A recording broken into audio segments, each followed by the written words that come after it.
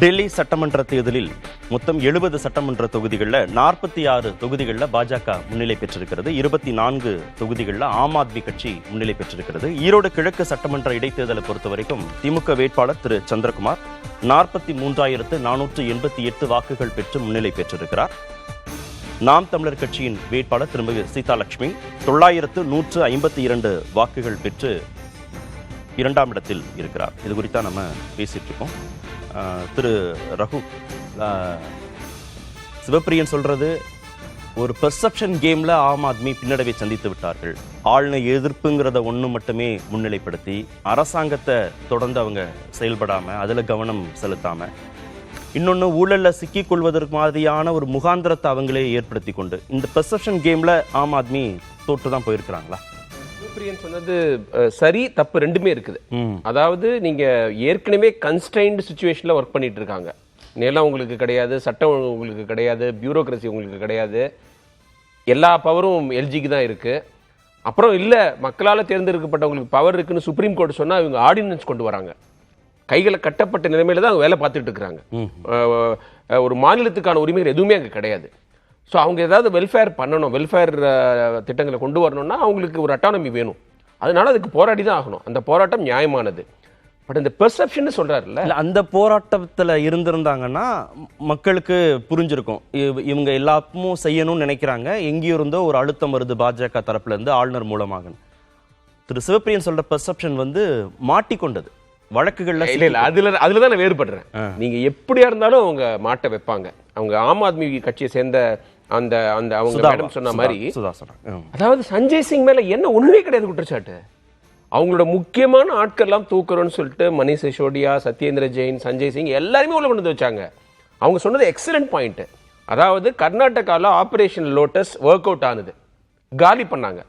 Congress MLAs விலை கொடுத்து வாங்கி ஆட்சியை கவுத்து பணபலத்தின் மூலமா ஜெயிச்சாங்க. அது டெல்லியில செய்ய முடியல. அதனால நாங்க அரவிந்த் கெஜ்ரிவாலே உள்ளர வைப்போம் அப்படின்னு உள்ளர வச்சாங்க. சிவப்பிரியன் சொன்ன மாதிரி திரும்பவும் அரவிந்த் கெஜ்ரிவால் வருவாரா, சீஃப் மினிஸ்டர் ஆக முடியுமாங்கிற சந்தேகத்தை மக்கள் மனசுல விதைச்சது எலக்ட்ரலே உங்களுக்கு பயன் கொடுத்துருக்கு நான் சொல்றேன். அந்த குற்றச்சாட்டுகள் மேலாம் முகாந்திரம் இருக்கோ இல்லையோ மக்களுக்கு ஒரு சந்தேகத்தை ஏற்படுத்தி இருக்கிறாங்க. காங்கிரஸும் அதற்கு ஒரு விதத்துல ஹெல்ப் பண்ணிருக்கு. அவங்க சொன்னதற்குல பொய் வழக்கு போடுறாங்க, இதுவரைக்கும் குற்றப்பத்திரிகை தாக்கல் பண்ணவே இல்லை, எந்த ஆதாரங்களையும் கொடுக்காம நாள் கணக்கில் மாத கணக்கில் உள்ள வச்சிருக்காங்கன்னு ஆம் ஆத்மி தலைவர்கள் சொல்றாங்க இல்லையா, கெஜ்ரிவாலோ மணிஷ் சிசோடியாவோ. அது எடுப்படல உண்மை. நான் என்ன பொறுத்த வரைக்கும் கன்விக்ஷன் வந்தாதான் உங்க குற்றவாளி. வெறும் குற்றச்சாட்டு உங்களை குற்றவாளி ஆக்கிறாது. நீங்க இந்த பீமா கோரேகான் வழக்குல பாத்தீங்கன்னா எதுவுமே செய்யாம உள்ள வச்சிருக்காங்க. ஸ்டான் சாமி 80 வயசுக்கு மேல உள்ளவர் இந்த நாட்டுக்கு எதிராக சதி செஞ்சார்னு சொல்லி அவர் இறக்குற வரைக்கும் ஜெயில இருந்தாரு. ஸ்டாக் கூட கொடுக்கல. ஆமா, ஸ்டாக் கூட குடிக்கிறதுக்கு ஸ்டாக் கொடுக்கல. இப்ப வெளில வந்திருக்கிறாங்கல்ல, ஒவ்வொருத்தரா வெளில வராங்கல்ல, அவங்க மேல எந்த குற்றச்சாட்டும் இது வரைக்கும் நிரூபணம் செய்யப்படப்படல. 5 வருஷம் உள்ளார இருந்திருக்காங்க. அதுக்கு என்ன அவங்க இழந்த சுதந்திரத்துக்கு என்ன பதில்? பிஜேபி செய்வாங்க, வெண்டேட்டாவோட செய்வாங்க, அதுல ஒன்றும் சந்தேகமே கிடையாது. அப்புறம் இது 2008 தேர்தல் மாதிரி தான் இதோடைய முடிவுகள் இருக்கு. 2008 காங்கிரஸ் 3வது முறையா டெல்லியில் ஆட்சியை பிடிக்கிற முயற்சியில் இருந்தாங்க. 43 இடங்கள் வாங்கினாங்க, பிஜேபி 23 இடங்கள் வாங்கினாங்க. காங்கிரஸ்க்கு அப்ப என்ன அட்வான்டேஜ்னா இருமுனை போட்டி. இப்போ மும்முனை போட்டி கிடையாது. ஆனா காங்கிரஸ் நாட் கம்ப்ளீட்லி டெட், அதான் பிரச்சனை. அதே மாதிரி ஆயிருந்தாங்கன்னா ஆம் ஆத்மி பார்ட்டி ஜெயிச்சிருப்பாங்க. சீட்டு ஜெயிக்கலனா கூட, தொடர்ந்து 3வது எலெக்ஷனா சீட்டு ஜெயிக்கலனா கூட காங்கிரஸ் ஒரு 4-5% ஓட்டை வாங்கிறதுனால, அதுவும் ஆம் ஆத்மியோட ஓட்டது தலித் மக்களுடையது, முஸ்லிம்களுடைய வாக்குகளை வாங்குறதுனால ஆம் ஆத்மிக்கு பெரிய இழப்பு வருது. ஆனா எல்லாத்தையும் விட பெரிய பிரச்சனை என்ன தெரியுமா, பெரிய விஷயம் என்ன தெரியுமா கார்த்திகேயன்? பிஜேபி ஆம் ஆத்மியை சாஃப்ட் ஹிந்துத்துவா செய்யற கட்சியா பாக்குது. பஞ்சாப்ல ஆட்சியை பிடிச்சிட்டாங்க. சீக்கிய மக்களிட அவங்களுக்கு ஒரு பெரிய செல்வாக்கு இருக்குது, ஆட்சியை பிடிச்சிட்டாங்க. ஹரியானால காங்கிரஸ் தோக்குறதுக்கு அங்க காரணமா இருந்தாங்க. கோவால போனாங்க. அதை விட பிஜேபியுடைய அடிமடியில கை வச்சுட்டாங்க. குஜராத்ல போயிட்டு 4 சீட்டு 13% ஓட் ஷேர், 30 இடங்கள்ல 2வது இடம். பிஜேபிக்கு கோபம் வருமா வராதா? அவங்க காங்கிரஸை விட ஆம் ஆத்மி பார்ட்டியை ஒரு சீரியஸ் த்ரெட்டா பாக்குறாங்க. ஏன்னா கிட்டத்தட்ட சிவசேனாவுக்கு இணையா. ஆமா, ஏன்னா இவங்க ஒரு படிச்சவர் ரன் பண்றாரு, வெரி ஷ்ரூட். நீங்க அரவிந்த் கெஜ்ரிவால் சாதாரணமா இட போட முடியாது. அவர் காலத்துக்கு தகுந்த மாதிரி மாத்திப்பாரு. அவர் என்ன கொள்கைன்னு சொல்ல முடியாது. ஐடியாலஜி ஃப்ரீ பார்ட்டின்னு கூட அவரை ஆம் ஆத்மி பார்ட்டி எல்லாம் கிட்ட சொல்றாங்க. அவங்களோட கொள்கை என்ன? நீங்க இஸ்லாமியர்களோட நிப்பீங்களா, தலித் மக்களோட நிப்பீங்களா? எதுவுமே கிடையாது. அவர் அப்ப வந்து பிஜேபிக்கே டஃப் கொடுக்குறாரு சில விஷயத்துல, இந்த இந்துத்துவ விஷயத்துல. இதெல்லாம் பிஜேபிக்கு கடுப்பை ஏற்படுத்துது. ரூபாய் நோட்ல லட்சுமி படம் போடணும் சொன்னாரு. நீங்க சொல்லிக்கிட்டே போலாம். இப்ப வந்து அவர் சனாதன தர்மத்துக்காக ஒரு அமைப்பு ஏற்படுத்தியிருக்காங்க இந்த எலெக்ஷனுக்கு முன்னாடி. ஹனுமன் சாலிசா எவ்வளவு சொல்லிட்டு போலாம்.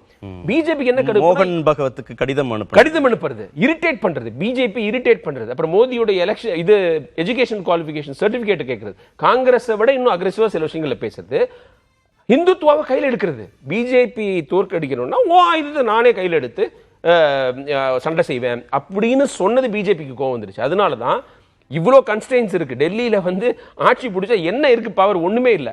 இருந்தாலும் ஒரு பிரஸ்டீஜ், கேபிட்டல் டெரிட்டரியில் நம்ம ஆட்சிக்கு வரணும். இரண்டாவது, மற்ற மாநிலங்கள்ல ஆம் ஆத்மி வளருவதற்கு காரணமாக இருப்பது டெல்லியில அவங்களுக்கு இருக்கிற பவர்.